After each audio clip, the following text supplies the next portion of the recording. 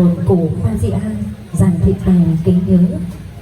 Kính thưa gia đình Tăng Quyến, hôm nay trước giờ phút đau thương xúc động này, chúng con trong đoàn nữ kim nhạc Thiên Ân đến từ thành phố Hải Phòng. Đoàn chúng con trở về đây con nén hương thơm và chút lễ mọn để kính viếng linh hồn cụ. Nguyện xin Thiên Chúa là cha giàu lòng thương xót đón nhận linh hồn Maria được về hưởng nhang thánh chú. Và giờ đây lễ dâng hương của đoàn chúng con xin phép được bắt đầu.